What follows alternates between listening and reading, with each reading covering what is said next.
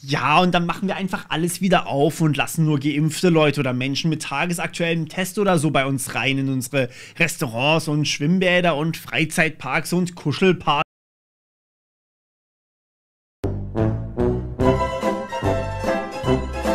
Hey, ich bin wieder da, zurück aus dem Urlaub. Habt ihr mich vermisst? Ich rate mal nicht, denn ich habe wie üblich miese Nachrichten für alle, die denken, dass Deutschland digital kompetent ist.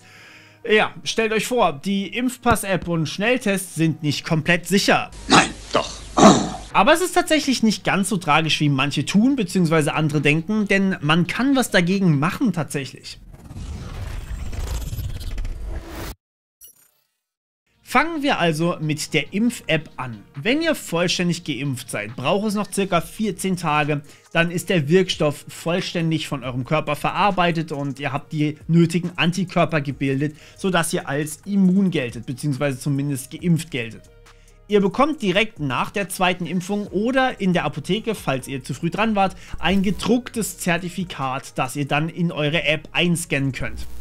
Danke an der Stelle an den anonymen Zuschauer aus meinem Freundeskreis, der extra vorbeikam, damit ich das Ganze mal untersuchen kann. Ich selbst bin nämlich nur einmal bisher geimpft.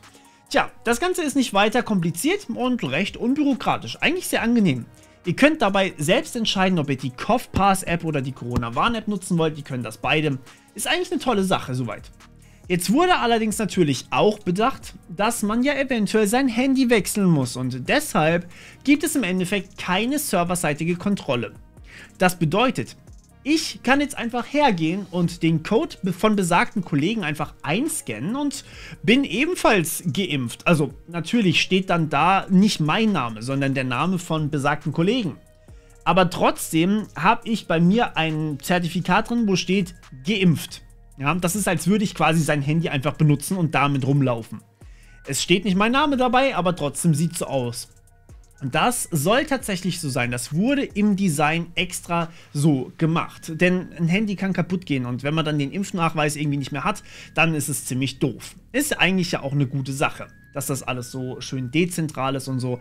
Das Problem, was mir jetzt daran aufgefallen ist, ist folgendes. Und das heißt offensichtlich, dass der Impfnachweis per App nur und ausschließlich mit Ausweiskontrolle gültig ist. Und ich war ja jetzt im Urlaub auch ein kleines bisschen unterwegs, mal so draußen und so, ganz komisches Gefühl. Ratet mal, wie oft der Ausweis kontrolliert wurde. Richtig geraten. Gar nicht. Deswegen bitte Folgendes: Immer wenn ihr kontrolliert werdet, macht die Leute, die euch kontrollieren, darauf aufmerksam, dass sie den Ausweis mitverlangen sollen. Es geht allerdings noch ein klein bisschen weiter. Erinnert euch noch an diese uralten Games oder Software, die man nur eine gewisse Zeit lang nutzen durfte, wo man so eine Lizenz für ein Jahr oder so hatte. Der Trick war dann häufig einfach das Datum von eurem PC vorzustellen bzw. zurückzustellen und schon hat wieder alles funktioniert. Tja, und auf diesen Trick, der so alt ist, dass wahrscheinlich einige von euch den nicht mal mehr kennen, weil der wirklich alt ist, auf genau diesen Trick fällt nun auch die CoughPass-App rein. Wenn ich meinen QR-Code scanne und davor das Datum 2 Wochen zurückgesetzt habe, nach dem Scannen wieder auf das aktuelle Datum stelle, dann habe ich direkt einen vollen Impfschutz, der mir angezeigt wird. Auch wenn ich eigentlich noch 14 Tage warten müsste. Und die Frage ist natürlich, warum macht das nicht jeder dann? Weil, so hat Jens Spahn das zumindest angekündigt, dieses Vergehen soll mit bis zu 2 Jahren Haft bestraft werden. Daher gibt es auch hier natürlich oder sonst wo online quasi keine Videos darüber. Meine Frage ist dann natürlich, wieso patcht man die Lücke nicht einfach, anstatt direkt wieder Leute einsperren zu wollen? Aber sei es drum, die Impf-Apps sind grundsätzlich recht solide, so wie es mir scheint, und ich weiß zwar nicht genau, warum man nur eine App jetzt für eine Impfung hat und warum man nicht gleich eine App für alle Impfungen gemacht hat, wie Zeckenimpfung etc. noch, die dann auch gleichzeitig vielleicht noch international gültig sind, aber das ist eine andere Geschichte.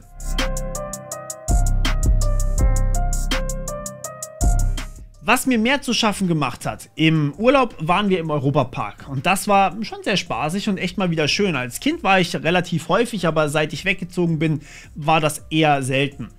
Dafür brauchte man einen Schnelltest und dieser Schnelltest wurde von einem Schnelltestzentrum ausgestellt.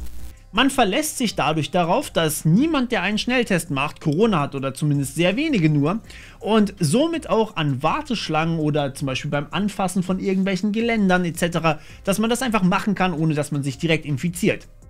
Nur leider ist das hier der Schnelltest. Der Schnelltest ist ein einfaches PDF-Dokument, das per E-Mail versendet wird. Natürlich braucht man auch dazu wieder den Ausweis, aber darum geht es mir gar nicht. Das Problem ist eher, es gibt keinerlei QR-Code, den man als Prüfung scannen könnte und wo man dann irgendwie mit einem Server kommunizieren muss, ob das Ergebnis echt ist. Dieses Dokument ist alles, was man braucht. Und das bedeutet, ich kann ganz einfach das hier machen.